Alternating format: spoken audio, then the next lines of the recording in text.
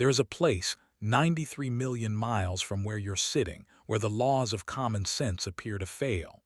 Not the laws of physics, we'll get to that, but the laws of intuition.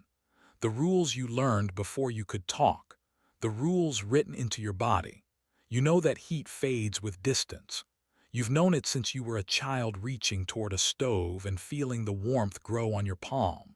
Step toward a fire and the world gets hotter. Step away and it cools. Every campfire, every radiator, every summer sidewalk has taught you the same lesson, over and over your entire life. Heat lives near its source. Distance is cold. Now come with me to the sun. Its visible surface, the blinding disk you're warned never to look at, burns at around 5,500 degrees Celsius.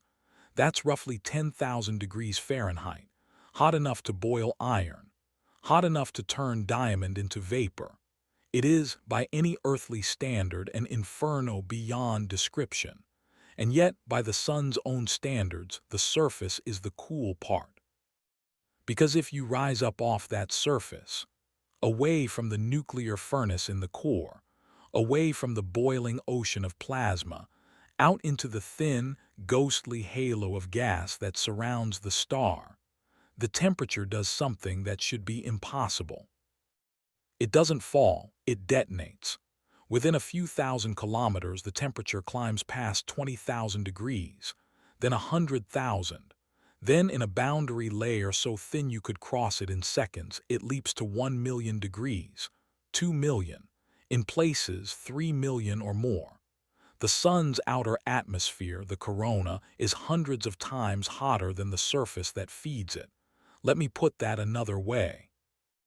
It is as if you walked away from a campfire on a cold night, 3 steps of shivering. Scientists have a name for this.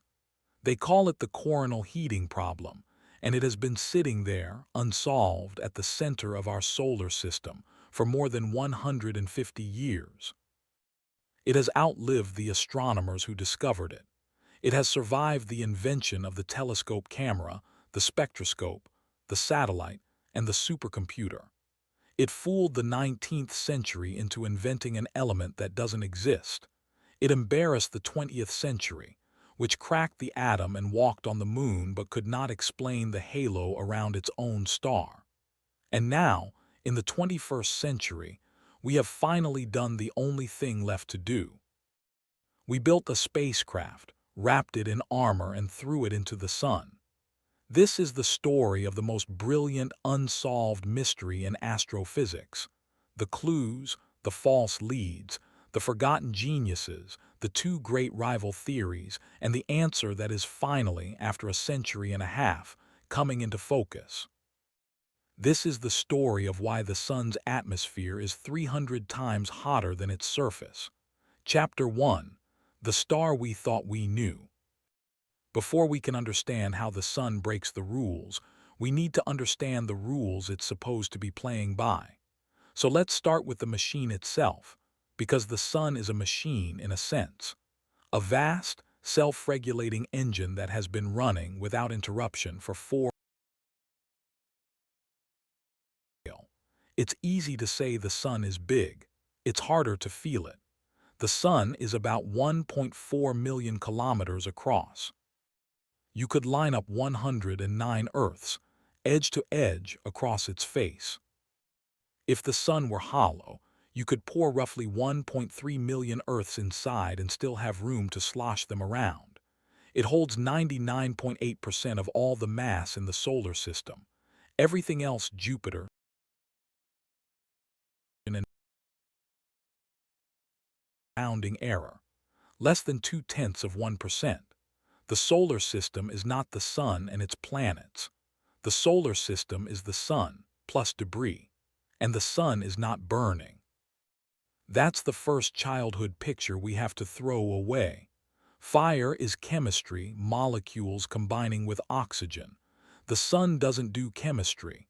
The sun does alchemy. In its core, it transmutes one element into another. Down at the center, gravity squeezes matter to a density 14 times that of lead. Under those conditions, hydrogen nuclei single protons are slammed together so hard, so often that they fuse. Four hydrogen nuclei, through a chain of collisions, become one helium nucleus. And here's the crucial accounting trick. That helium nucleus weighs slightly less than the four hydrogens that made it. About 0.7% of the mass simply vanishes from the ledger. It doesn't disappear, of course. It converts.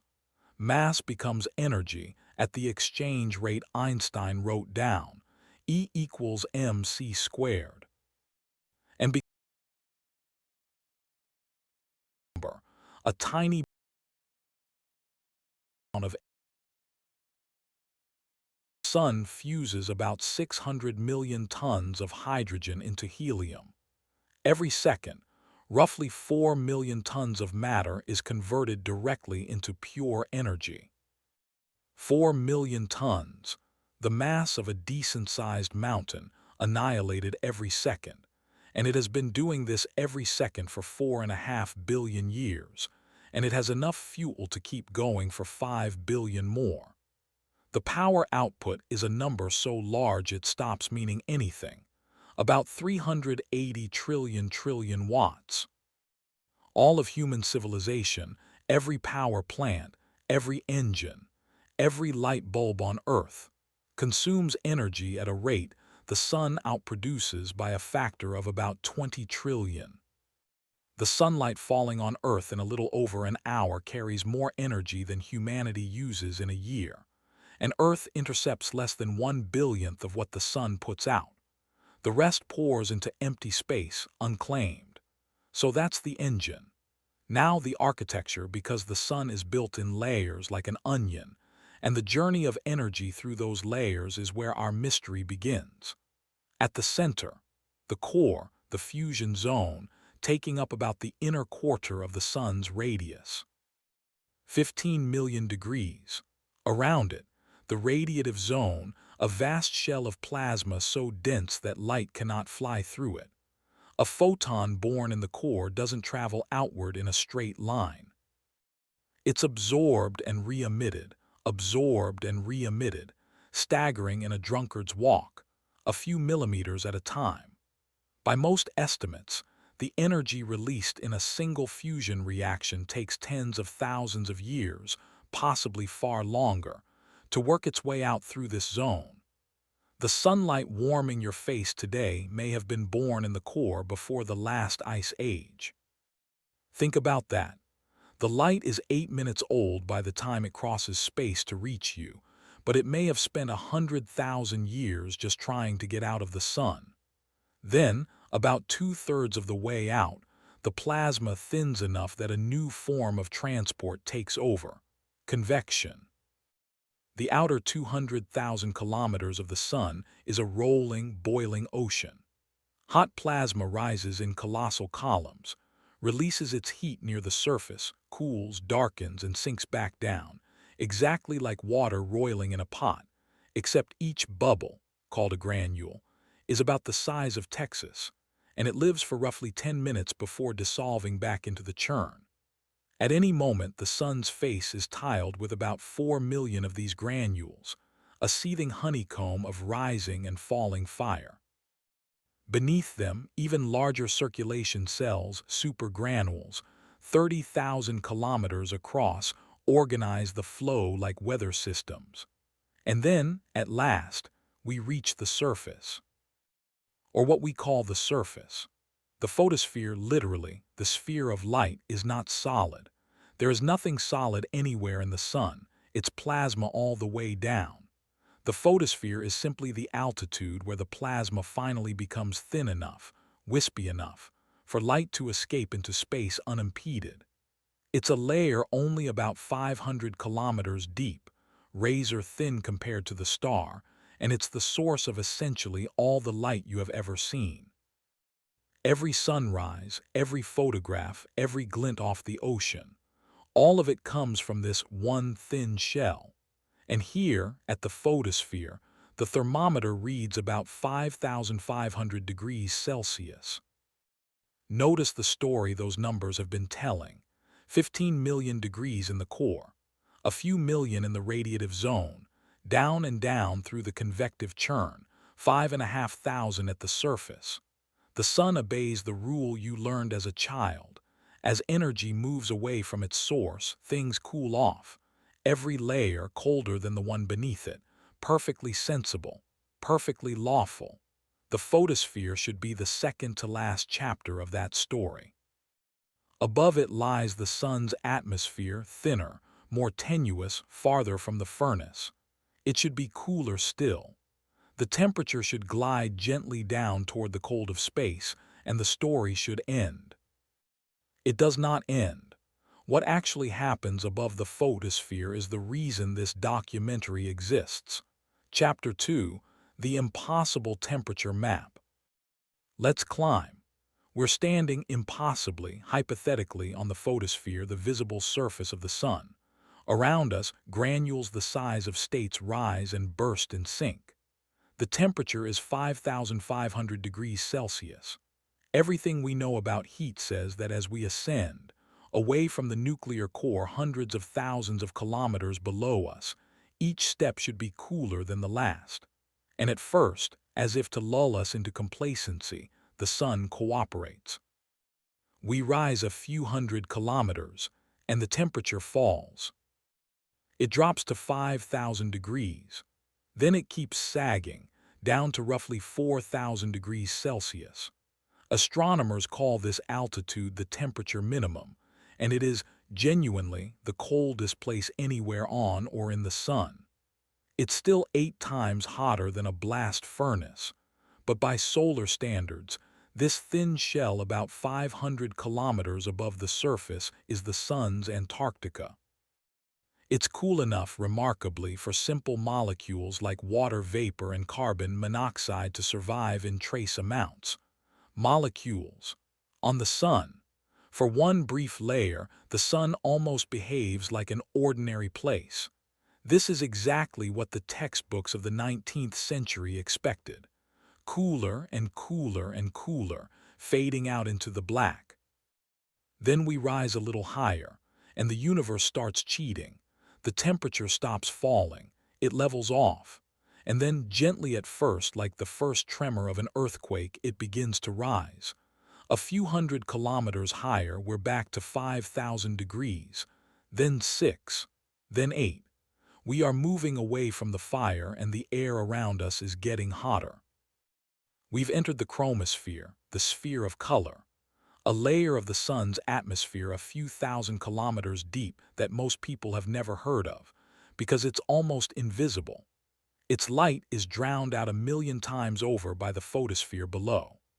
The only time human eyes see it naturally is during a total solar eclipse, in the seconds when the moon has blotted out the disk. A thin, jagged ring of shocking crimson flame around the black circle of the moon. Early astronomers thought it looked like a burning prairie.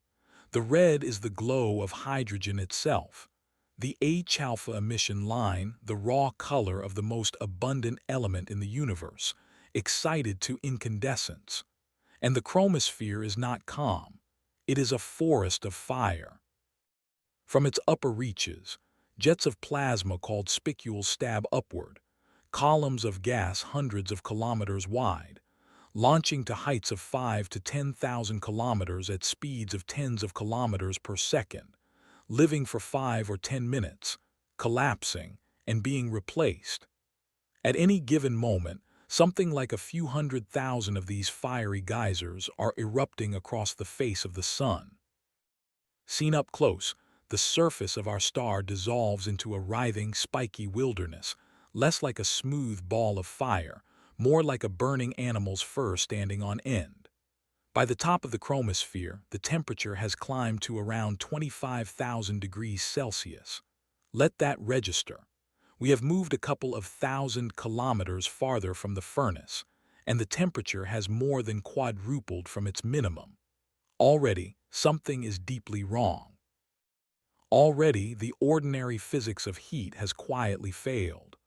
But the sun is just warming up in every sense, because Directly above us lies the most violent thermal boundary in the solar system. It's called the transition region, and it might be the strangest place near our star. It is almost many models just 100 kilometers or so, the distance of a modest. They are so slender that against the scale of the sun it's like the skin on an apple. And across that skin, the temperature rockets from 25,000 degrees to nearly 1 million, not gradually, not over some vast gulf of space. In a boundary you could cross at highway speed, in under an hour, the sun's atmosphere goes from hot gas to conditions approaching a fusion reactor. Physicists sometimes describe temperature changes as gradients. This is less a gradient than a cliff. On one side, hydrogen atoms still cling to their electrons. On the other side, atoms as we know them have ceased to exist, stripped, shattered, reduced to a screaming haze of bare nuclei and free electrons. And above that cliff, we enter the kingdom this entire story revolves around. The corona, the crown. It stretches from just above the transition region out to millions of kilometers above the surface. And in a real sense, it never ends at all. It simply thins and accelerates until it becomes the solar wind. The entire solar stellar space more than 4 times farther out than Pluto. You are, at this moment, sitting inside the sun's outer atmosphere. Earth orbits within the corona's furthest reaches. We are creatures of the corona and never knew it. Its temperature, 1 to 3 million degrees Celsius, and in places above magnetic storm zones during flares spiking to 10 million, 20 million, even hotter. Hotter than the transition region below it. Hotter than the chromosphere below that. Hotter in its extremes than the core of the sun itself during the biggest flares. So here is the completed temperature map of our star from the inside out. 15 million degrees in the core. Falling, falling, falling obediently, lawfully, across 700,000 kilometers of interior, down to 5,500 at the surface, dipping to 4,000 just above. And then, in the space of a few thousand kilometers, a distance the sun could hide behind one of its own granules, reversing, surging, and detonating to millions of degrees. Plotted on a graph, the temperature profile of the sun doesn't look like a slope.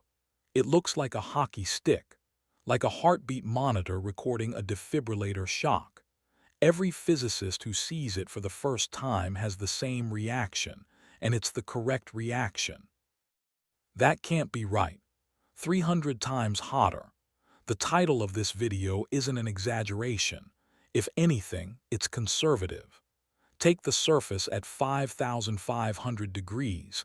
Take a mid-range coronal temperature of about 1.7 million, and the ratio is 300 to 1. In the corona's hottest quiet regions, it pushes toward 5 or 600 to 1. An atmosphere hundreds of times hotter than the ground beneath it.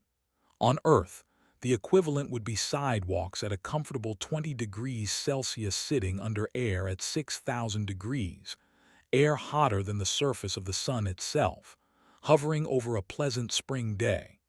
It is, on its face, absurd. And the story of how humanity discovered this absurdity, how we even came to know the temperature of a wisp of gas 150 million kilometers away, is one of the great detective stories in the history of science. It begins, as so many solar stories do, in darkness. It begins with an eclipse. Chapter 3, The Eclipse Hunters. For almost all of human history, the corona was a secret the sun kept perfectly. Think about the problem. The corona surrounds the sun at all times, a vast, pearly halo, sculpted into streamers and plumes, extending millions of kilometers into space. But it is desperately faint, about 1/millionth the brightness of the solar disk. Trying to see it next to the photosphere is like trying to see a firefly perched on a lighthouse lamp. The sky itself defeats you. Sunlight scattered by our own atmosphere paints the daytime sky far brighter than the corona behind it. Nature, however, left a loophole.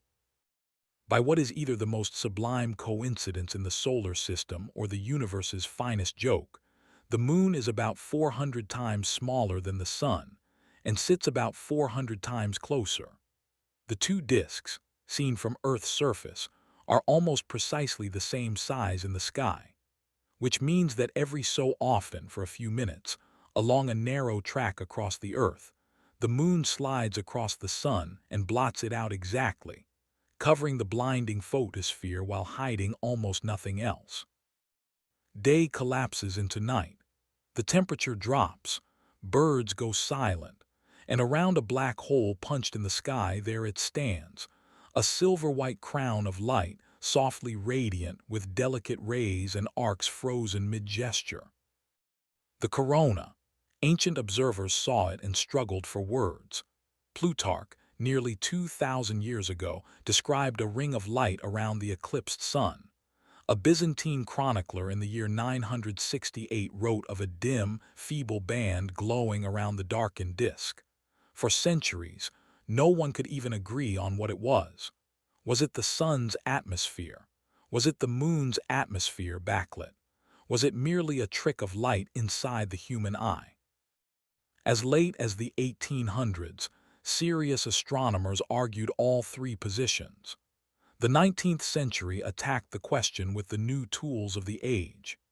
In 1851, at an observatory in Königsberg, a daguerreotypist named Burkowski captured the first successful photograph of the corona during totality proof, fixed in silver, that the halo was real and outside the eye.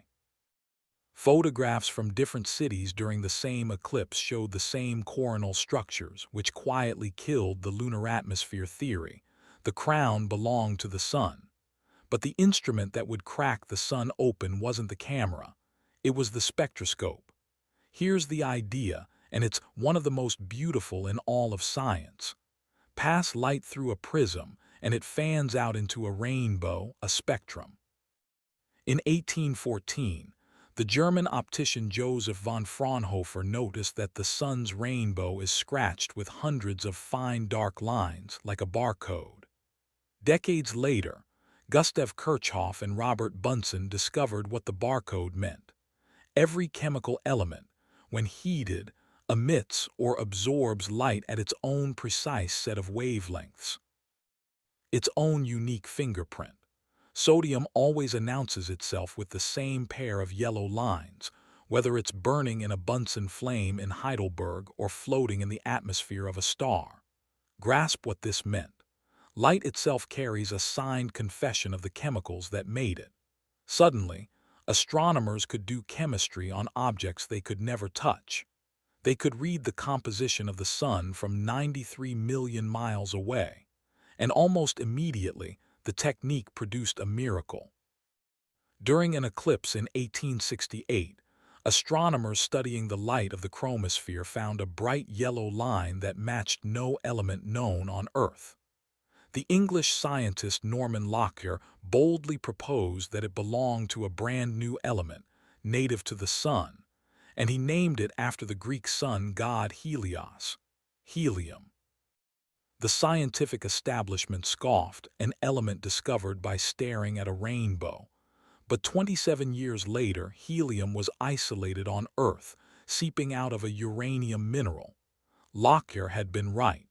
Humanity had discovered an element in the sky before finding it underfoot. Remember that triumph. It's about to cause 60 years of confusion. Because 1 year later, on August 7th, 1869, a total eclipse swept diagonally across North America, from Alaska down through the plains to the Carolinas. Along that track waited teams of astronomers with spectroscopes. Among them, Charles Augustus Young of Dartmouth and William Harkness of the U.S. Naval Observatory. When totality struck and the corona bloomed, Both men, independently, aimed their instruments at the ghostly halo itself. Not the surface, not the chromosphere, but the crown, and saw something that should not have been there. A single sharp, brilliant line of green. That green line was the corona's signature, its fingerprint, and it matched nothing, not hydrogen, not helium, not iron, sodium, calcium, oxygen, not one of the elements cataloged in every laboratory on Earth. The corona was made of something else. The astronomers of the age did exactly what the helium precedent had taught them to do. Unknown line, new element. They gave it a name, coronium, the crown metal. An element that apparently existed nowhere on Earth, nowhere in the meteorites, nowhere in the star's main light, only in the wispy halo of the sun. For a while, this felt like progress. The periodic table still had gaps. Perhaps coronium was simply an undiscovered lightweight, floating in the sun's outermost reaches. Textbooks printed it. Journals debated its atomic weight. A sister mystery even emerged in deep space, where glowing nebulae showed their own impossible lines, attributed to another phantom element called nebulium. The universe, it seemed, was full of matter we didn't have. But as the decades passed, the coronium story began to rot. Chemists filled in the periodic table, gap by gap, and there was no room left for coronium. By the early 20th century, the theory of atomic structure made it brutally clear. There was nowhere for a stable, unknown, lightweight element to hide. Every seat in the periodic table's front rows was taken. Then, in 1927, the phantom's twin died. The astronomer-era Bowen proved that nebulium was a mirage. Its impossible lines were ordinary oxygen and nitrogen, but in a bizarre condition.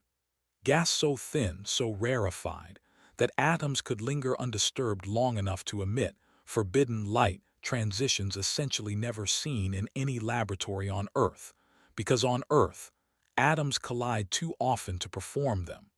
Nebulium wasn't a new element. It was a known element in an alien environment. Every astronomer alive understood the implication. If nebulium was oxygen in disguise, what was coronium? What ordinary substance in what extraordinary state could paint that green line? The answer would take another decade, a World War's eve, and one of history's greatest laboratory spectroscopists. And when it came, it wouldn't just kill coronium. It would reveal that everything humanity assumed about the sun's atmosphere was upside down.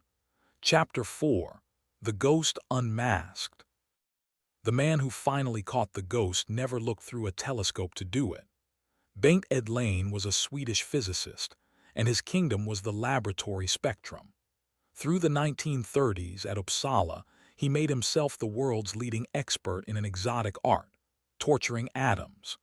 Using powerful electrical discharges in vacuum tubes, Edlane could rip electrons off atoms, 1, 2, 5, 10 at a time, and meticulously record how these mutilated atoms emitted light.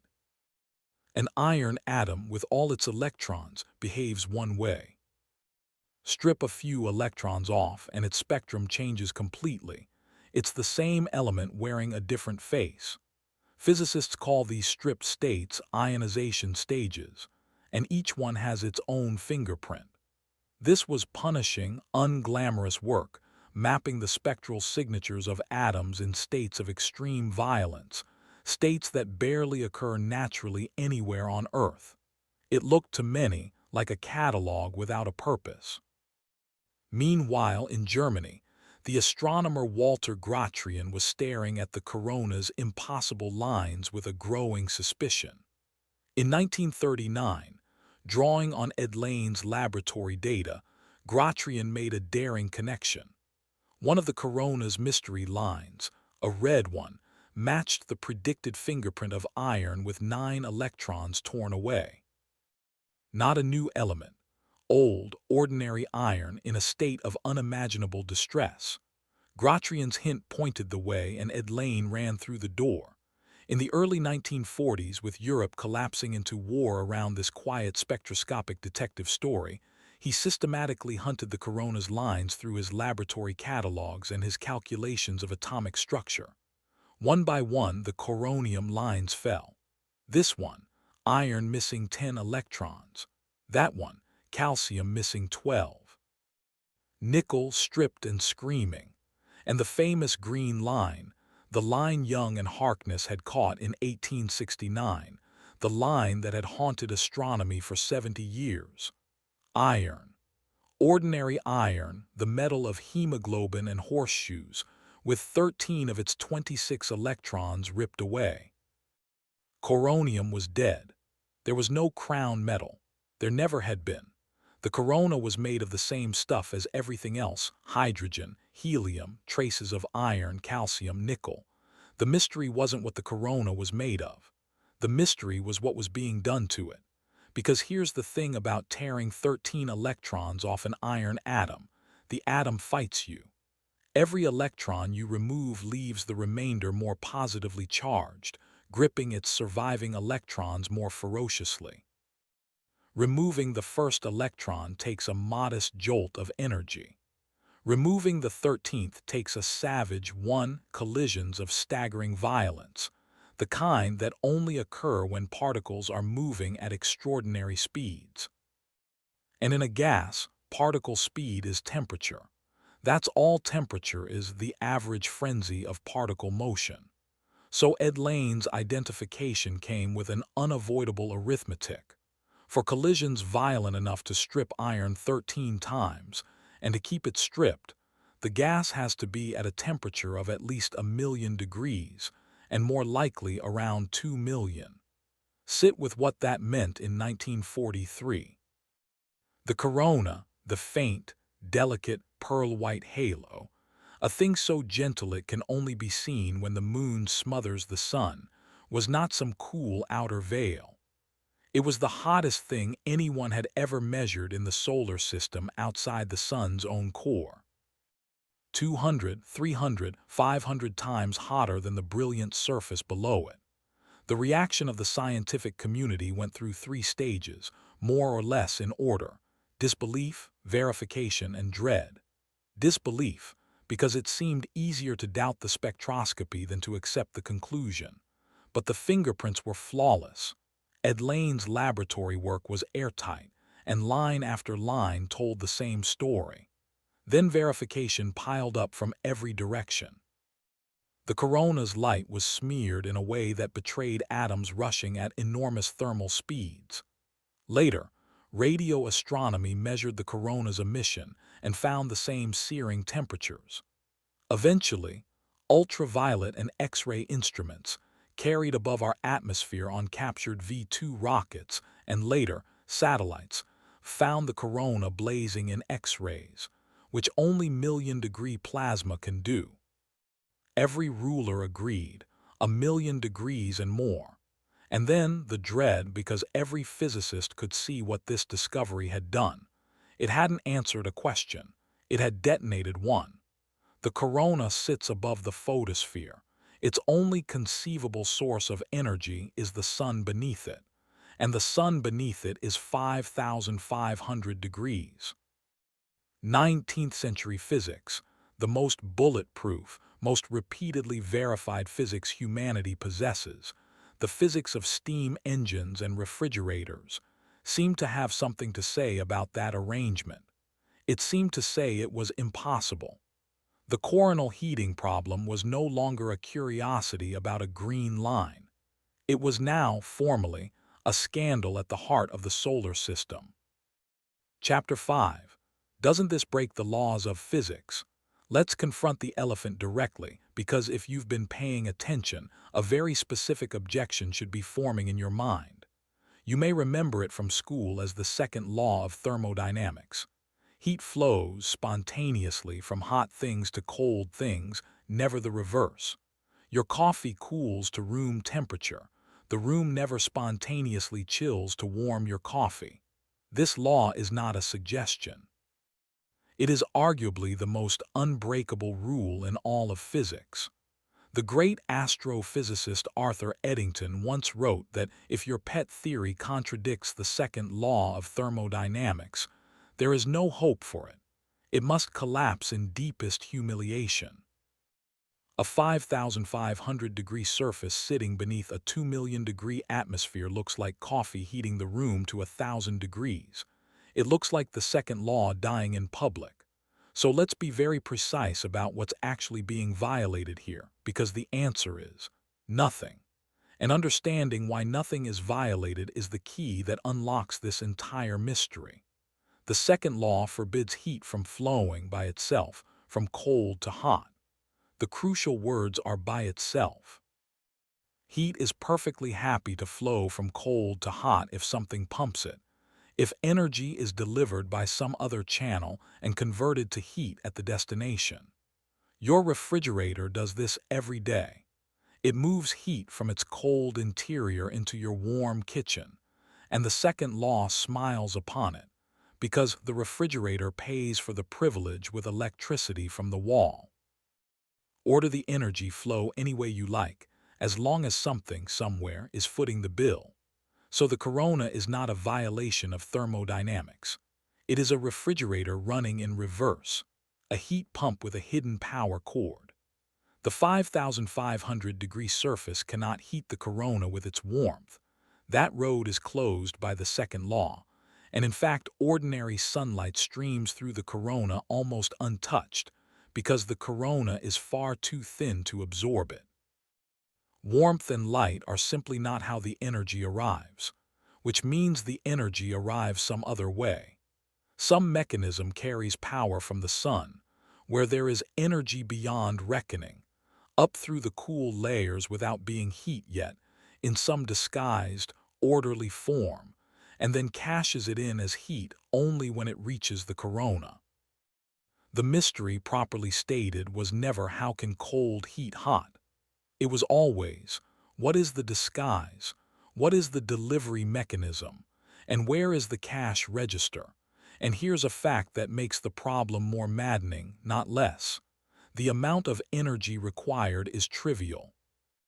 Heating the entire corona, keeping millions of tons of plasma at millions of degrees, constantly, against all its losses, costs only a few hundred watts per square meter of solar surface over the quiet sun, rising to perhaps 10,000 watts per square meter above magnetically active regions.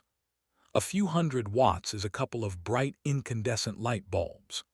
Meanwhile, every square meter of the photosphere radiates about 60 million watts of ordinary light.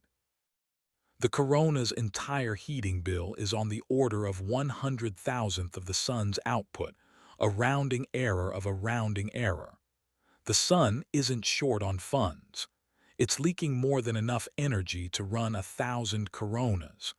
This is what makes the coronal heating problem so exquisitely humiliating. It is not a problem of supply. It is a problem of plumbing. Somewhere, 1 part in 100,000 of the sun's energy is being siphoned off, smuggled upward past the temperature minimum in a non-thermal disguise, and detonated in the attic. And for decades, physicists could not find the pipe. Before we hunt for it, one more crucial idea, because without it, nothing about the corona makes sense, including how we eventually managed to fly a spacecraft through it. We need to talk about the difference between temperature and heat. They sound like synonyms. They are not. Temperature measures how fast individual particles are moving. Heat, more precisely, thermal energy content, depends on how fast they're moving and how many of them there are. You already know this distinction in your body, even if you've never named it. Picture a sparkler on New Year's Eve. The sparks that land on your hand are over 1,000 degrees, hotter than molten lead, yet they don't burn you, because each spark is so tiny it carries almost no total energy. Now picture a swimming pool at 40 degrees Celsius. Vastly colder than the spark, but fall in fully clothed, and it will pour more heat into your body in 1 second than 1,000 sparklers. Or try the oven test. You can wave your hand through the 200-degree air inside an oven for a moment and survive, but touch the 200-degree metal rack and you're branded. Same temperature, wildly different heat delivery, because the dense metal has incomparably more energetic matter in contact with your skin than the thin air does. Now apply this to the corona. Its temperature is millions of degrees. The particles are individually screaming along at hundreds of kilometers per second. But its density is almost comically low, billions of times thinner than the air you're breathing right now, a vacuum by any industrial standard on Earth. A cubic meter of corona contains so little matter that, despite its ferocious temperature, its total heat content is modest. If you could somehow hold a cup of coronal plasma in your hand, ignore, for a moment, everything wrong with that sentence. The million-degree particles striking your palm would be far too few to cook you before the surrounding vacuum froze you. Hold on to this idea. It explains three things at once. It explains why the corona is so fragile being so thin. It takes very little energy to heat it to outrageous temperatures, like how a nearly empty kettle boils in seconds. It explains why the corona can't simply be heated by sunlight. It's too transparent, too insubstantial to catch the light passing through it. And it explains, as we'll see near the end of our story, why a NASA spacecraft can fly directly through million-degree plasma and come home smiling. So the crime is defined. Energy is being smuggled upward in disguise and converted to heat in the sun's atmosphere, a small amount by solar standards, a cosmic fortune by ours. The second law is not broken, merely outflanked. And there is exactly one force in the sun with the power, the reach, and the sneakiness to pull off this heist. To meet it, we need to talk about what the sun is really made of. Not hydrogen, not helium. The sun is made of magnetism. Chapter 6. The Magnetic Sun. Strip away the light and the sun reveals its true anatomy. A colossal, tangled, endlessly writhing knot of magnetic fields. Here's where they come from. The sun, remember, is plasma, gas so hot its atoms have been broken into charged particles, free electrons and bare nuclei. And charged particles in motion are, by definition, electric currents. The sun is an ocean of electric current, churning in convection cells, dragged by rotation, and dragged unevenly, because the sun, being fluid, doesn't rotate like a solid ball. Its equator laps its poles, completing a rotation in about 25 days while the polar regions take over 30. The whole star is perpetually shearing against itself. Currents generate magnetic fields. Magnetic fields steer currents. Feed that loop with the sun's rotation and convection, and you get a self-sustaining engine, the solar dynamo, that converts the energy of moving plasma into magnetic energy on a scale that beggars belief. The sun doesn't merely have a magnetic field the way Earth does, a tidy bar magnet dipole. The sun seethes with magnetism, thousands of distinct bundles and ropes and arcades of field, emerging, tangling, snapping, and dissolving everywhere all the time. And here is the property that makes everything in the rest of this story possible. In a plasma, magnetic field lines and matter are handcuffed together. Physicists call it the frozen-in condition.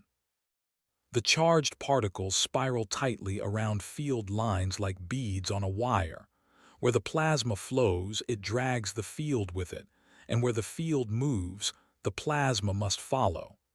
In the dense interior, the churning plasma is the stronger partner. It drags the field around, stretching and winding it like taffy.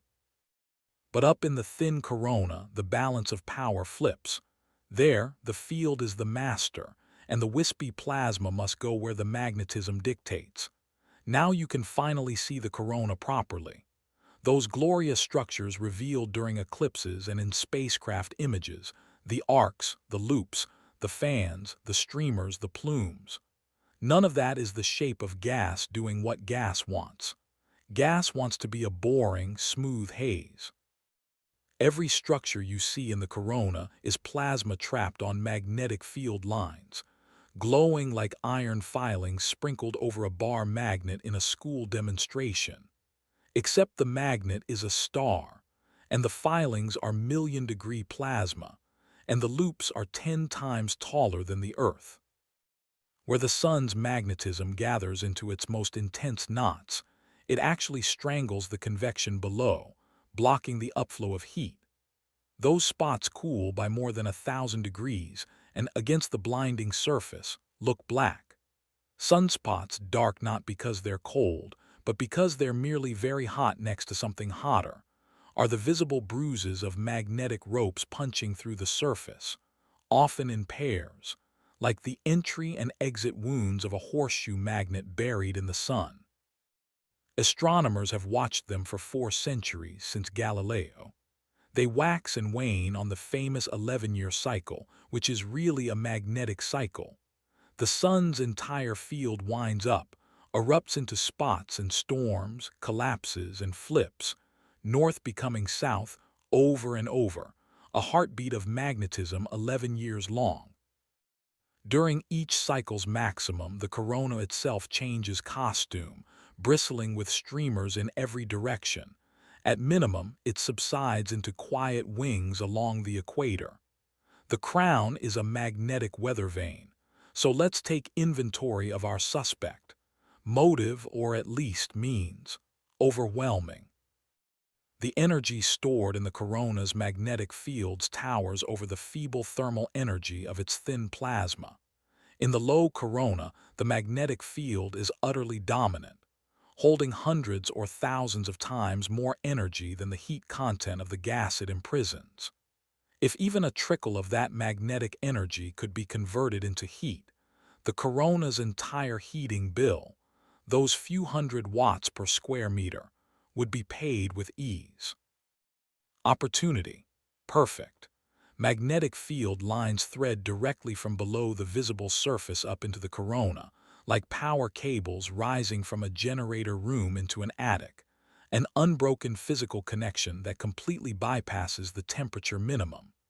Energy traveling along the field doesn't care that the intervening gas is cool. The pipe we were looking for, the smuggling route past the cold layers, has been in the eclipse photographs all along. Every coronal loop is a power cable. And the disguise. Magnetic energy is the disguise. Energy stored in a stressed magnetic field isn't heat. It's orderly, silent, invisible tension, like the energy in a drawn bow. It can travel, it can accumulate, it can wait. The second law has no objection to a bow being drawn in a cold room and released in a warm one. By the mid-20th century, virtually every solar physicist agreed on this much. The corona is heated magnetically. The footprints of the field lines are anchored in the convective zone, where an entire star's worth of boiling motion endlessly jostles, twists, and shakes them. That mechanical energy, the shaking of the anchors, is transmitted up the field lines into the corona and somehow converted into heat. Somehow. Because here the agreement ended and one of the longest-running rivalries in astrophysics began. Shaking a magnetic field line's anchor point can send energy upward in 2 profoundly different ways, and each way became a school of thought, with its own champions, its own predictions, and its own decades of ammunition. Shake the anchor quickly, and you launch waves, ripples of magnetic energy racing up the line like vibrations up a plucked guitar string. Twist and tangle the anchor slowly, and you store stress, winding the field tighter and tighter like a rubber band until something snaps. The guitar string or the rubber band. Waves or explosions. For over half a century, the coronal heating problem has been a duel between these two ideas. Let's meet the rubber band first, because its champion was a man the scientific establishment made a habit of doubting, and a man who made a habit of being right. Chapter 7. Suspect 1. A Trillion Invisible Bombs. Eugene Newman Parker did not look like a revolutionary. A soft-spoken professor at the University of Chicago, he spent his career armed with little more than pencil, paper, and an unnerving willingness to believe his own equations. In 1958, decades before our story's climax, young Parker submitted a paper arguing something outrageous, that the sun's corona could not simply sit there. His mathematics showed that a million-degree atmosphere cannot be held static by the sun's gravity. It must boil off, expanding outward in all directions as a perpetual supersonic wind of charged particles blowing through the entire solar system. Both referees rejected the paper. One eminent reviewer's response amounted to, "Surely the author cannot be serious." The journal's editor, a fellow Chicago professor named Subramanian Chandrasekhar, who would later win a Nobel Prize himself, could find no error in the math and overruled the referees, publishing it anyway. 4 years later, the Mariner 2 spacecraft, cruising toward Venus, flew through exactly what Parker had predicted, a continuous supersonic solar wind, streaming past at hundreds of kilometers per second. The laughingstock became a legend. Keep this pattern in mind: Parker's ideas being dismissed and then vindicated because he's going to do it again. Through the following decades, Parker turned his attention to the heating mystery itself, and in 1988 he published the idea that would define one entire side of the great debate. It begins with a question of almost childlike simplicity. What happens to a magnetic field line when its feet are planted in a boiling ocean? Picture a single magnetic loop in the corona, a glowing arch, both ends anchored in the photosphere below. Now remember what the photosphere is: 4 million Texas-sized convection granules, endlessly rising, bursting, and sinking, each dragging its patch of anchored field around like a toddler dragging a kite string through a crowd. The loop's 2 footpoints are being independently jostled, shuffled, and swirled, hour after hour, century after century. The field lines respond the only way they can. They wrap around each other. They braid. Like a head of hair being slowly, randomly stirred, like headphone cords in a pocket, the coronal magnetic field ties itself into an ever more intricate tangle, and every twist stores energy, exactly as a wound rubber band does. The convection zone is, in effect, an infinite hand slowly winding up trillions of rubber bands. Now, a wound rubber band can't wind forever, and a braided magnetic field can't braid forever. Magnetic field lines have a hard limit on how sharply they can be forced against each other, and when neighboring lines pointing in conflicting directions are squeezed too close, they do something plasma physicists call magnetic reconnection. The lines snap, break their old connections, and violently splice into a new, simpler arrangement, releasing all that stored twist energy in an instant. The rubber band breaks. The stored tension has to go somewhere, and it goes into the plasma, heat, motion, and sprays of particles accelerated to ferocious speeds. Reconnection is not speculation. It is one of the best documented violent processes in the cosmos. It's the engine of solar flares, the mightiest explosions in the solar system, capable of releasing the energy of billions of megatons in minutes. It's been recreated in laboratory plasma chambers. NASA has flown a fleet of satellites through reconnection events in Earth's own magnetic field and watched the lines snap around them. Parker's insight was this: flares are just the reconnection events big enough to notice.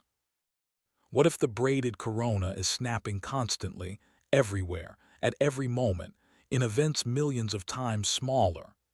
Each snap would be a miniature flare, a nano-flare, releasing perhaps a billionth of a great flare's energy.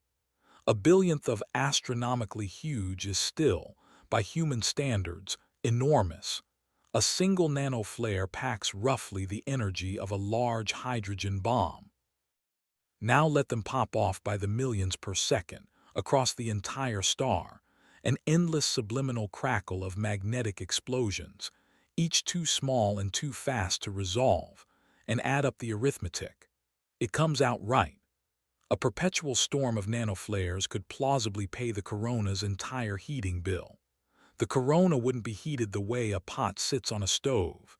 It would be heated the way a battlefield is heated, by bombardment, a trillion invisible bombs going off forever. It's a gorgeous theory with one excruciating flaw.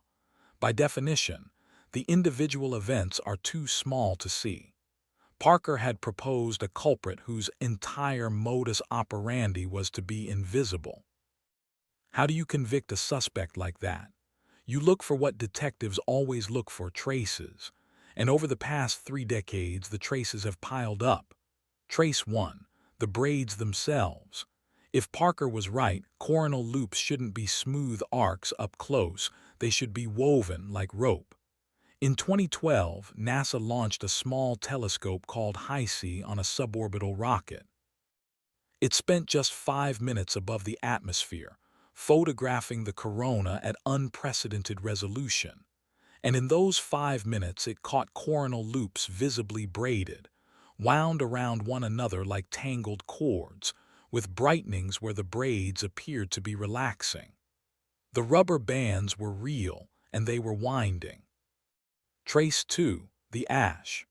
Nanoflares, being reconnection events, should momentarily spike small pockets of plasma to brutal temperatures, around 10 million degrees, far hotter than the ambient corona, which then cool within seconds. You can't catch the flash, but you might catch the cooling embers. Sounding rocket spectrometers and NASA's NuSTAR X-ray telescope have both detected precisely this. Faint whiffs of superhot, 10 million degree plasma haunting quiet, non-flaring regions of the corona, regions where nothing visible is exploding. Something invisible is. That searing plasma is exactly the ash a rain of nanoflares should leave behind. Trace 3. The campfires. In 2020, the European Space Agency's Solar Orbiter spacecraft returned its first images from closer to the Sun than any camera had ever operated. And the corona was found to be freckled with tiny, previously invisible eruptions, times smaller than ordinary flares, flickering everywhere across the supposedly quiet Sun. Many appear to be small-scale reconnection events, quite possibly the larger cousins of Parker's nanoflares, the top of the invisible iceberg finally poking into view. The circumstantial case is strong and getting stronger, but it has never quite closed. The braids exist, but do they snap often enough? The hot ash exists, but is there enough of it? The campfires flicker, but do their smaller, unseen siblings truly carry the load? Every audit of nanoflare heating ends with a number that is tantalizingly bars wide enough to drive a rival theory through. And there has always been a rival theory. Because while Parker's school saw the corona as a minefield, another school, found stubborn than Parker, heard something entirely different when they looked at the sun. They heard music. Chapter 8, Suspect 2, The Star That Rings Like a Bell.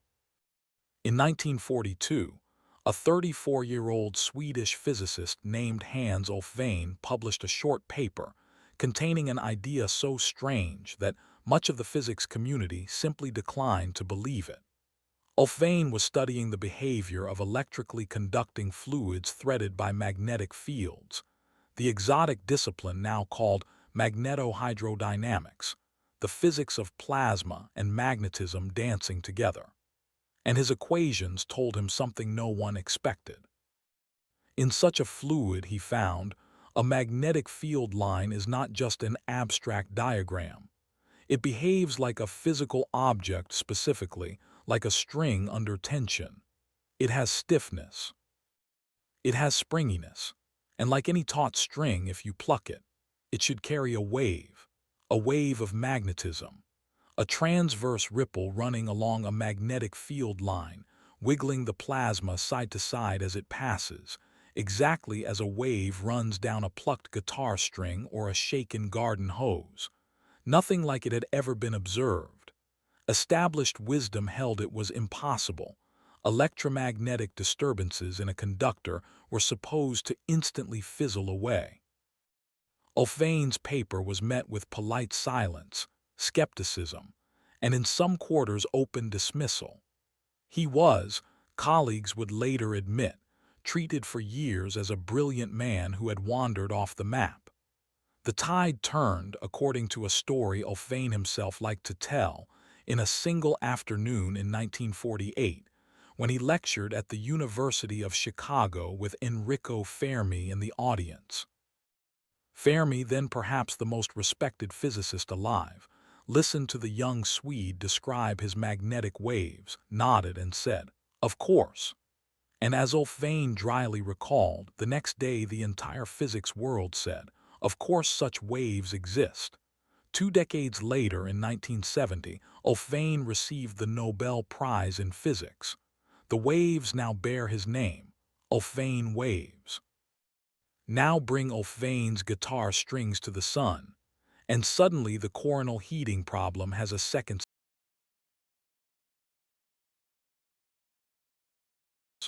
Recall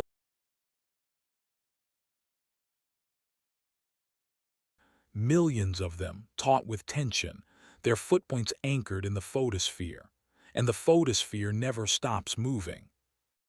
Every rising granule, every sinking downflow, every swirl and shudder of that boiling ocean plucks the strings.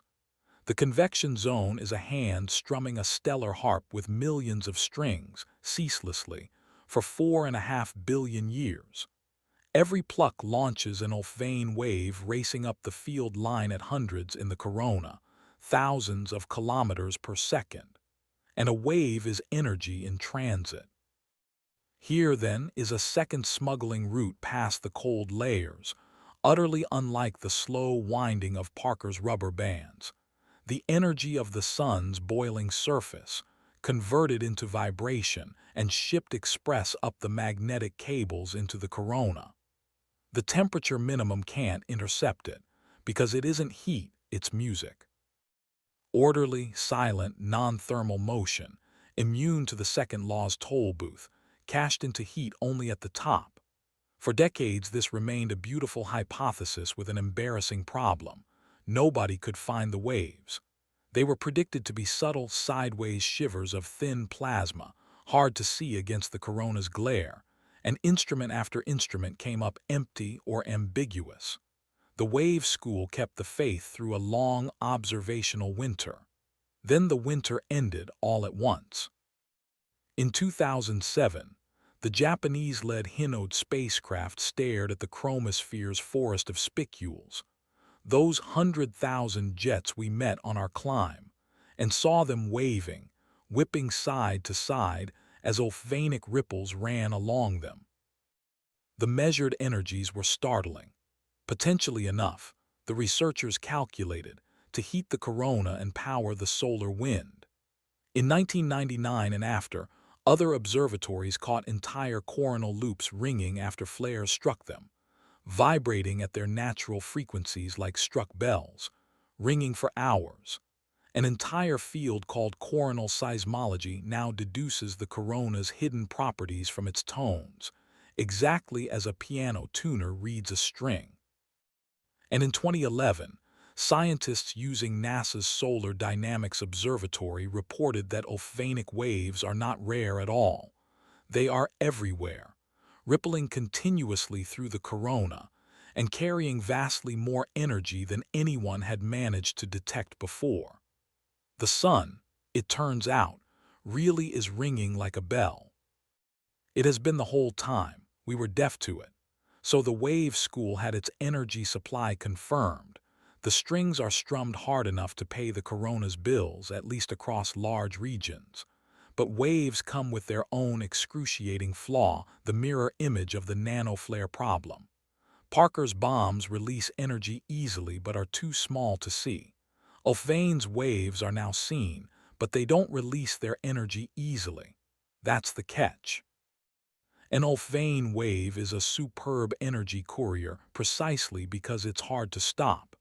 It can race through thousands of kilometers of plasma and just keep going, delivering nothing, like a mail truck that never finds the address. A wave that doesn't break somewhere is useless as a heater. So the wave school needed a cash register, a mechanism that converts smooth, orderly vibration into disordered thermal chaos. And the leading answer is a word you know from airplane seatbelt signs: turbulence. Here's the picture.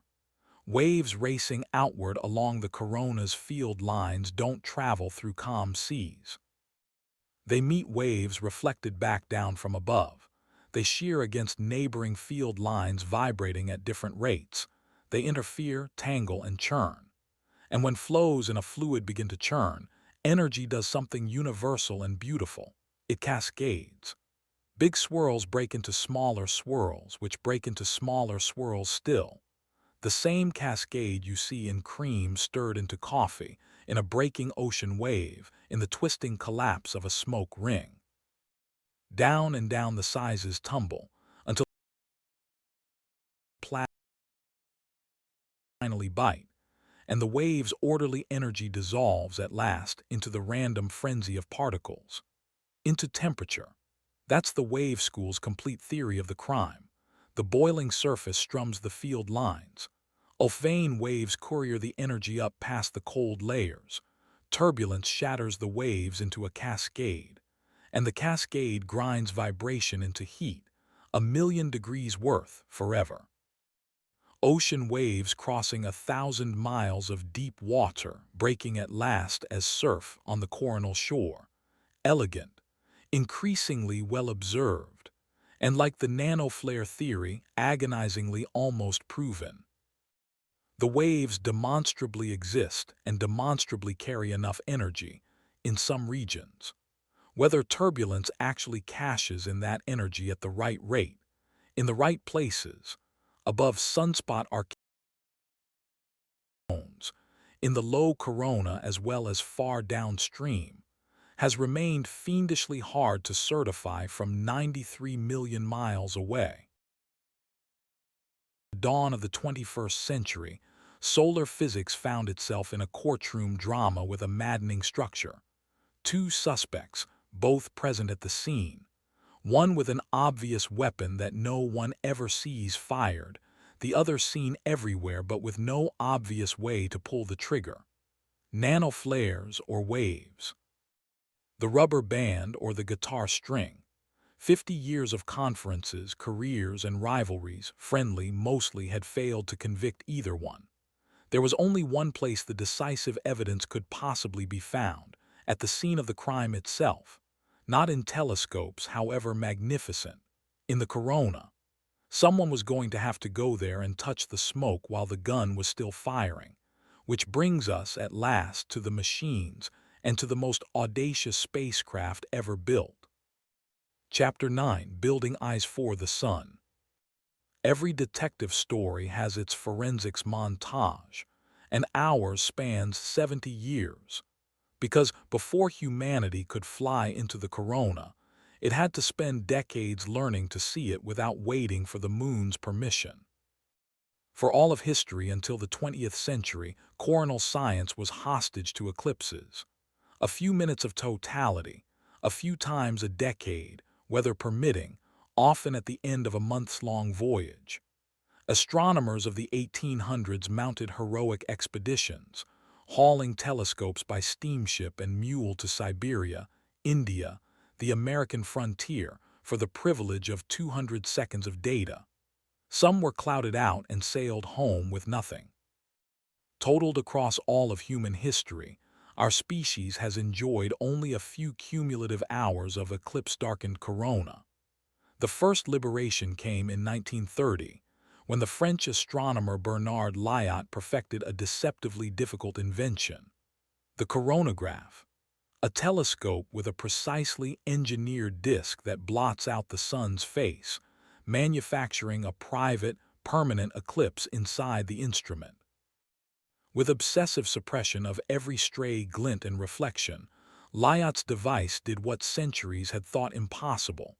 It saw the corona in broad daylight, from a mountaintop in the Pyrenees. The moon had lost its monopoly. But the corona's deepest secret, its million-degree fire, glows brightest in light no ground-based telescope can ever collect. Plasma at millions of degrees pours out extreme ultraviolet and X-rays, and Earth's atmosphere devours both, which is fortunate for your skin, fatal for astronomy. To see the corona's true face, humanity had to get above the air. The first crude glimpses came riding captured German V-2 rockets after World War II, carrying instruments on 5-minute hops into space. The corona photographed from the nose of a weapon. Then the space age opened the floodgates, and each new set of eyes rewrote the textbook. In 1973 and 74, astronauts aboard Skylab, America's first space station, operated a battery of solar telescopes and revealed the X-ray corona in sustained detail for the first time. Not a serene halo, but a landscape of blazing loop arcades, and between them, vast dark chasms where the corona was barely there at all. These coronal holes turned out to be regions where the magnetic field doesn't loop back down but streams open into space, the very nozzles, it emerged, of the fast solar wind. In 1991, the Japanese satellite Yohkoh turned the X-ray corona into a decade-long movie, showing a crown in perpetual convulsion.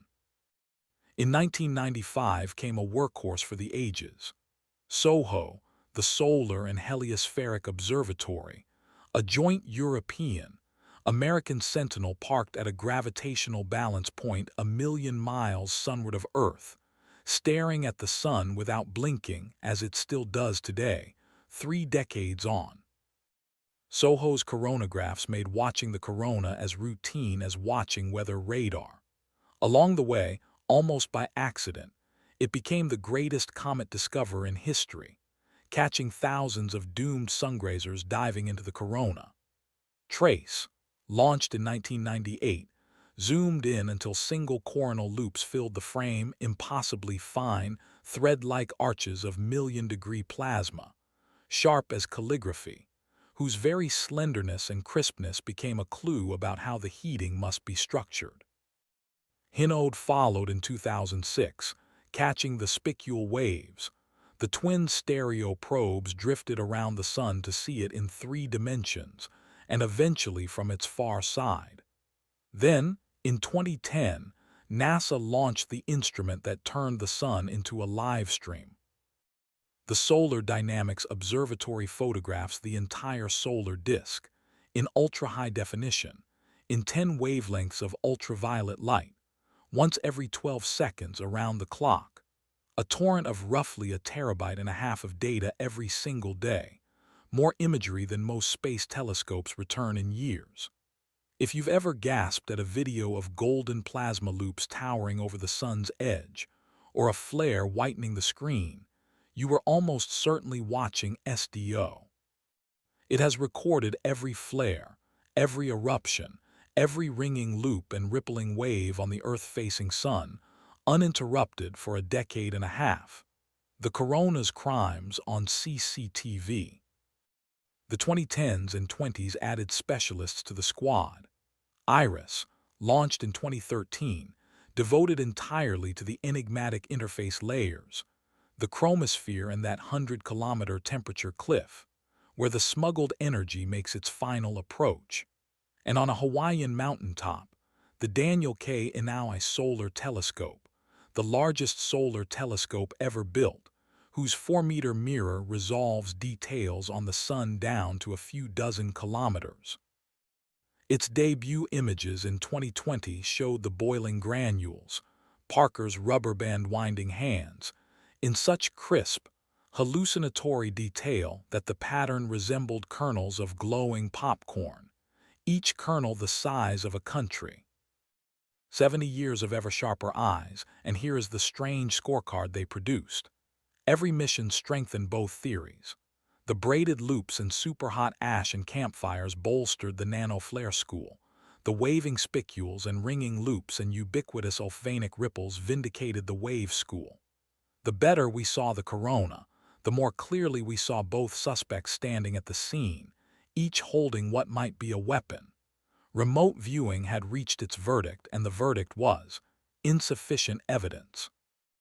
Pictures, even 12-second, ultra-high-definition pictures, could not measure the one thing that mattered: the actual fields, the actual waves, the actual particles in the act at the scene. To break the case, an instrument would have to leave the gallery of distant witnesses and become something no machine had ever been. It would have to become an eyewitness, inside the fire, Chapter 10, touching the sun. The idea had been on NASA's wish list for 60 years, proposed, studied, and shelved again and again under a succession of names. Fly a probe into the sun's atmosphere, sample the corona directly. It was always the mission everyone wanted and no one could build, for reasons that are probably obvious. Two problems stood in the way, and the first one isn't the one you think. The first problem is getting there. Counterintuitively, the sun is one of the hardest destinations in the solar system to reach. Earth is falling around the sun at 30 kilometers per second, and everything we launch inherits that sideways sprint. You can't simply aim sunward and fall. You just orbit like Earth does. To drop toward the sun, a spacecraft must cancel its inherited orbital speed, and shedding 30 kilometers per second costs far more rocket power than leaving the solar system entirely. It is genuinely easier, energetically, to fly to Pluto than to stand still near the sun. The solution was celestial billiards. Use Venus. Swing past the planet again and again, letting its gravity steal a little orbital speed on each pass, ratcheting the spacecraft's path tighter and tighter around the sun. 7 Venus flybys over 7 years, a patient, spiraling descent into the furnace.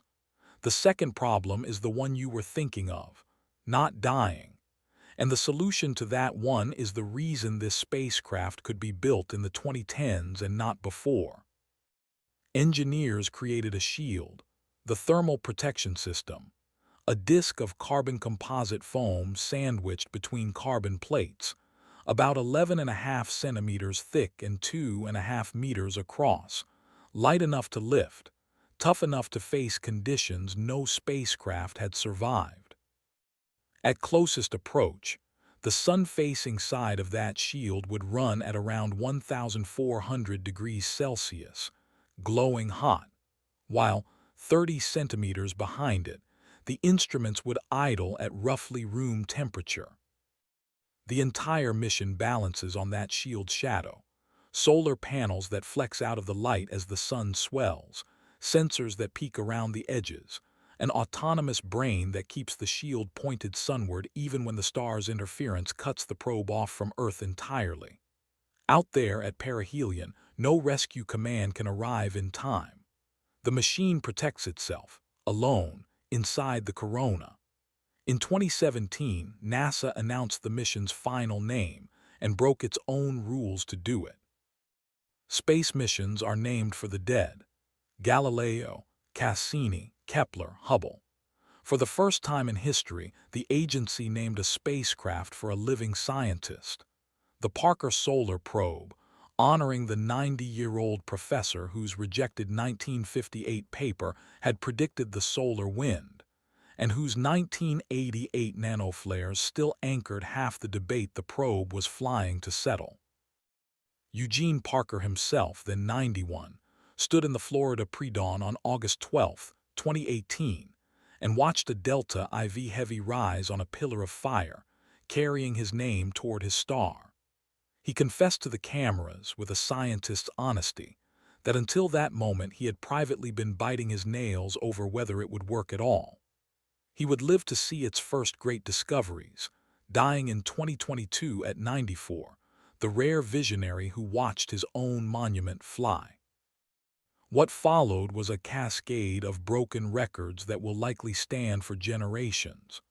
Pass after pass, Venus assist after Venus assist, the probe tightened its orbit, becoming, by enormous margins, the fastest object humanity has ever built and the closest any machine has come to a star.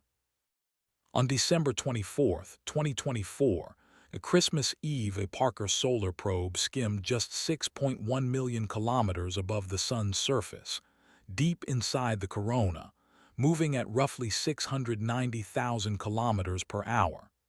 At that speed, you would cross the Atlantic in about 30 seconds. And then, days later, out of the star's glare, its beacon reached Earth. Alive, healthy, instruments full. Pause on the poetry of the physics here, because the probe's very survival is our Chapter 5 lesson made flesh. This machine flew through plasma at over 1,000,000 degrees, protected by a shield rated for about 1,400. How? Temperature is not heat. The corona's million-degree particles are ferociously fast but almost comically sparse, a near-perfect vacuum, and so few of them strike the spacecraft that their total energy delivery is modest. The shield's real enemy was never the corona's temperature. It was ordinary sunlight, 500 times more intense than at Earth, roasting the shield's face. The probe was never in a furnace. It was in a searchlight inside the thinnest, hottest gas known and barely feeling it. The coronal heating problem's own strangeness is what left the door open for us to walk in. And the science began paying out immediately, starting with a discovery nobody ordered. On its very first close passes, in 2019, the probe's magnetometers returned data that looked at first like malfunction. The magnetic field of the young solar wind expected to point smoothly outward from the sun, like spokes from a hub, kept violently flipping. For seconds or minutes at a time, the field would whip around, bending back on itself in a hairpin and S-shaped kink, then snap forward again. Not occasionally, thousands of times. The team called them switchbacks after mountain trail hairpins, and they turned out to be everywhere in the corona's outskirts. The dominant texture of the newborn solar wind, completely invisible from Earth, hiding in humanity's blind spot for the entire history of science. Then on April 28, 2021, came the crossing that gave this mission its slogan. The corona has a true physical edge, a boundary called the Ophion critical surface. Beneath it, Ophion waves outrun the rising solar wind, so vibrations can still travel back down to the sun. Inside that boundary, the atmosphere is connected to its star, one system holding hands with home. Beyond it, the wind outruns the waves. Nothing can ever propagate back. The plasma is cast off and the corona has become the solar wind. Inside, the sun. Outside, the solar system. On that April day, the probe's instruments registered the crossing, the wave speed climbing past the wind speed, and for the first time, a human artifact was inside a star's atmosphere, in the physicist's strictest sense. NASA announced it that December with justified theater. We have touched the sun. And even the boundary itself carried news. It wasn't the smooth sphere of textbook diagrams, but wrinkled, folded, gusting in and out, a coastline rather than a wall. But records and milestones were never the point. The point was the courtroom. And from inside the scene of the crime, the eyewitness began, at last, to tell us how the murder weapon works. The switchbacks themselves look like testimony. Their origin is still being argued, but a leading account ties them to magnetic reconnection at the corona's floor, open field lines snapping against closed loops in the magnetic funnels between supergranules, each snap launching a traveling kink and a slug of energized plasma. If that's right, listen to what it says. Parker's mechanism, reconnection, His rubber bands snap, maybe mass-producing kinks that then propagate outward as waves, jostling and heating the wind as they unwind. The two rival suspects caught working together in the same event. And the waves got their own day in court. The probe measured the young wind's oceanic turbulence directly, the churning, cascading vibration the wave school had promised, and found it carrying serious power. In one landmark 2024 study, scientists pulled off a relay race measurement that reads like a detective's dream. Parker Solar Probe sampled a parcel of solar wind close to the sun, young, wave-roiled, thrumming with oceanic energy.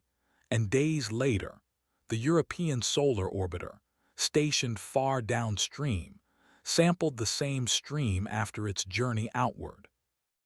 The wave's energy had visibly drained away, and the plasma had heated and accelerated by almost exactly the amount the lost wave energy could pay for. Energy out of the waves, energy into the wind, the books balanced. For at least that stream, on at least that journey, the guitar string caught in the act of becoming heat. Two suspects, two smoking guns, and that, it turns out, is not a contradiction. It's the verdict. Chapter 11, The Verdict. So, after 150 years, after Coronium and Ed Lane, after Parker and Ulf Vane, after 70 years of ever better eyes and one spacecraft in the fire, why is the sun's atmosphere 300 times hotter than its surface? Here is the answer taking shape across the field, stated plainly. The corona is heated by the sun's magnetic field, which smuggles the energy of the boiling surface up past the cool layers and cashes it in as heat. Through both of the mechanisms this story has followed. Not one or the other. Both, everywhere entangled, with the mix changing from place to place and hour to hour. The evidence now reads less like a duel and more like a division of labor. In the open magnetic country, the coronal holes, the nurseries of the fast solar wind waves and their turbulence appear to dominate. The strings are strummed, the energy rides outward, the cascade grinds it into heat, and the relay race measurements have effectively caught that ledger balancing. In the closed magnetic cities, the loop arcades over sunspot regions, where the field is knotted tightest and the corona burns hottest, braiding and nanoflare reconnection appear to carry more of the load. That's where the braids are photographed, where the 10 million degree ash keeps turning up, where the campfires crackle. And the deeper truth the probe keeps whispering is that the two suspects were never really separate. Reconnection launches waves, every snap plucks the string. Waves trigger reconnection, every strong vibration shoves field lines together. Switchbacks may be born in a snap and die as a wave, delivering heat at both ends of their lives. Ask the modern corona bombs or music, and it answers. The bombs are the music. It is one magnetic engine with two exhaust ports, and the 50-year rivalry is dissolving into a single, richer theory of how a star burns its own tangles. Is the case closed? No, and honest science says so. The energy budgets balance in some regions and remain uncertain in others. The exact microphysics of the final step, how precisely the smallest swirls and current sheets hand their energy to individual particles, is still being fought over at conferences. The remaining mystery is no longer whether magnetism heats the corona, nor even how, in broad strokes. It is the accountant's question: how much of each mechanism, where and when? A century-and-a-half-old scandal has been downgraded to an audit. That is what progress looks like on a problem this hard, and it only became possible because we stopped watching the fire from across the street and walked into it. Chapter 12. Why the answer matters to you. It would be easy to file all of this under beautiful but distant. A lovely puzzle about a wisp of gas 93 million miles away. That would be a mistake, and here is why. The corona is not distant. You live inside its consequences. The same magnetic violence that heats the corona is the loaded weapon pointed at every satellite, every power grid, and every astronaut we have. Follow the chain. The corona's ferocious temperature is what boils it off into the solar wind, Parker's supersonic outflow, 1 million tons of the sun escaping every second, washing over every planet. That wind inflates a bubble around the entire solar system, the heliosphere, whose edge lies more than 4 times farther out than Pluto. Our robotic Voyagers spent 4 decades flying just to reach the corona's outermost consequence. Earth sits deep inside that bubble, shielded by its own magnetic field, a shield that works beautifully, until the sun swings hard. Because the corona doesn't only leak, sometimes it erupts. The same reconnection that snaps in nanoflares can snap on a monstrous scale, detonating flares that outshine the entire star in X-rays and hurling coronal mass ejections.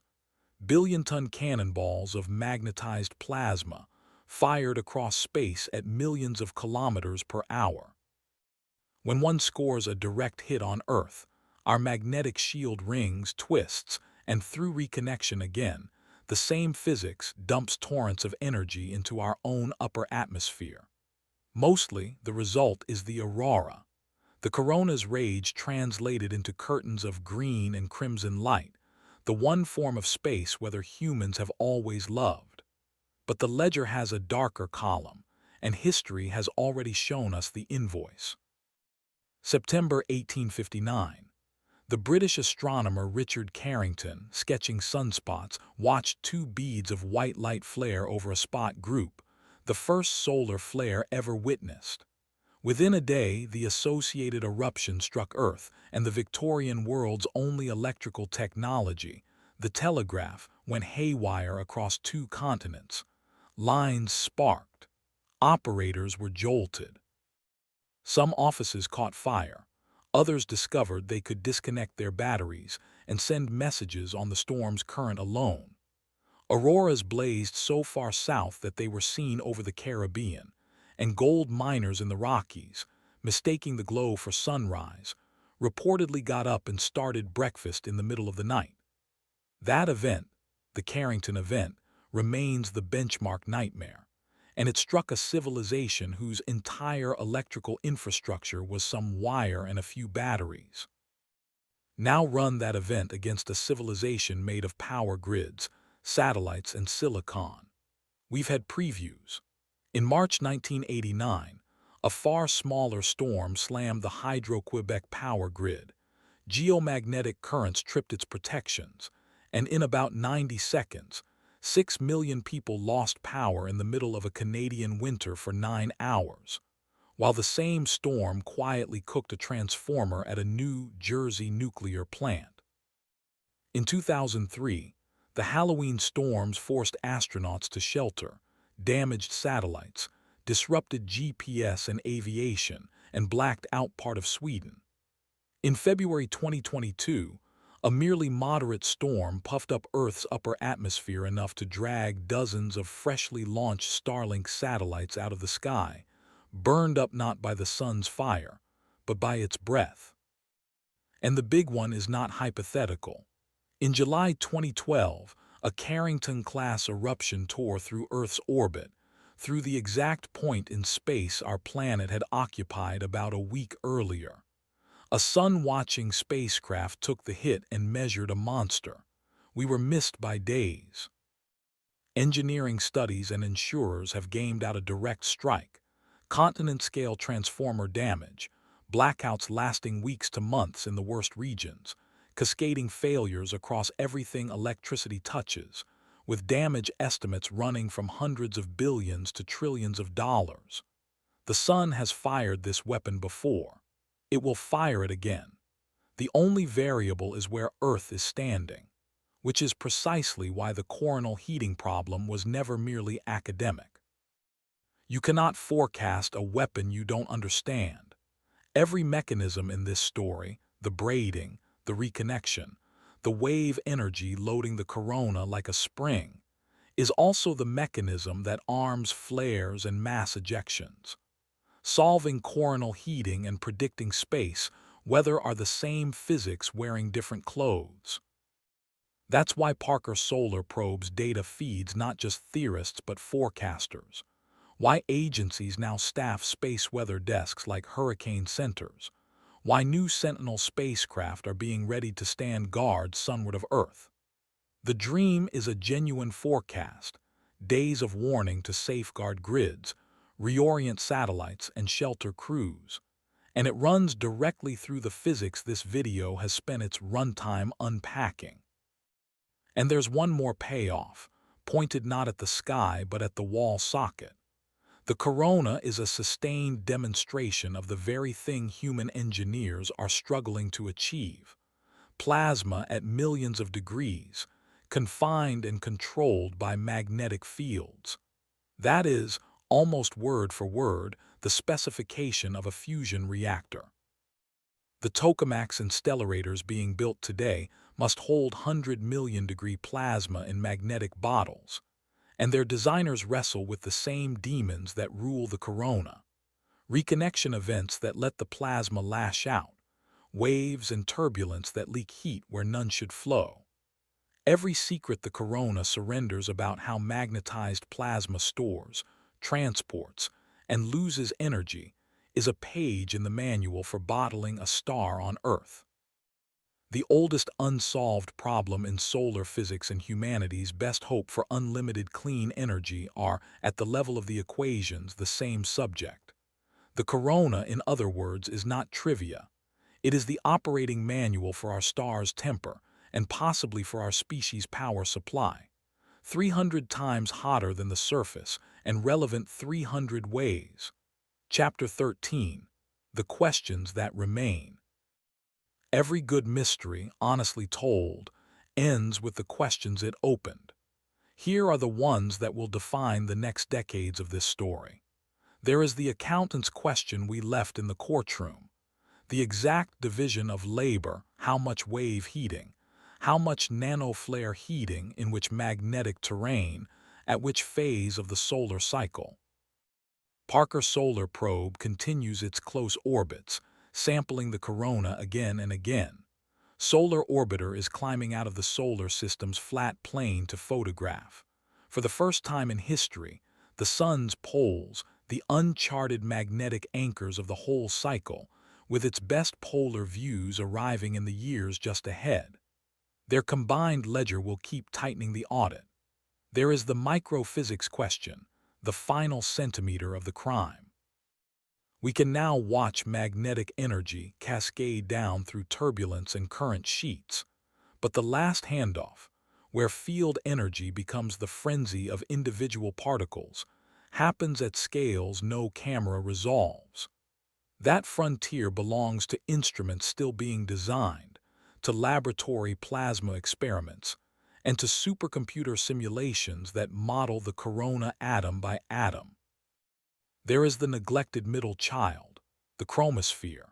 Here's a secret of the field: that thin red layer actually radiates away more energy than the corona above it, and demands an even larger heating budget. Whoever fully explains the chromosphere's furnace, that 100-kilometer temperature cliff, and the corona above it in one continuous theory, closes the case for good. Missions like IRIS and the giant Inouye telescope are aimed at exactly that seam. And there is the question that dissolves the boundaries of this story entirely. The sun is not special. Nearly every star we can test wears an X-ray corona, many of them far more violent than ours. Young suns flare with a fury that would sterilize planets. The coronal heating problem is secretly a universal problem. How do stars everywhere weaponize their tangled magnetism? Which means it's also a question about the weather on every world orbiting every star, about which planets keep their atmospheres and which get them torn away. Solve the corona, and you've learned something about the habitability of the galaxy. Not bad for a green line in 1869. Outro. 150 years ago, astronomers stood in the moon's shadow, pointed a prism at a halo of light, and found a single green line that made no sense. They did everything wrong in the most productive possible way, invented an element that didn't exist, argued for 70 years, and refused decade after decade to stop asking. Because of that stubbornness, we now know what the crown of our star truly is: a magnetic engine room, heated by invisible bombs and inaudible music, field lines snapping like rubber bands and singing like strings, hotter than the surface below it by a factor of hundreds, thermodynamics not broken but beautifully outmaneuvered. We know it because generations built ever better eyes, and finally an armored messenger, and sent it into the fire wearing a living scientist's name. There is something worth carrying out of this story, beyond the physics. The sun is the most familiar object any human has ever known. Every creature that ever lived by its light. And it kept a secret this enormous, a million-degree scandal in plain sight, above every sunrise, waiting for a species curious enough to notice a green line and stubborn enough to chase it for a century and a half. If the sun can still astonish us, nothing in this universe is finished telling its story. The mystery of the corona is not fully solved. Somewhere tonight, the probe that touched the sun is falling toward another rendezvous with the fire, and somewhere a graduate student is staring at its data, about to notice something nobody has ever seen. If this journey was worth your time, subscribe next. That nearly rewrote. The next time you feel sunlight on your face, remember, you are standing inside the atmosphere of a star, and that atmosphere is stranger than anyone ever guessed. Thanks for watching.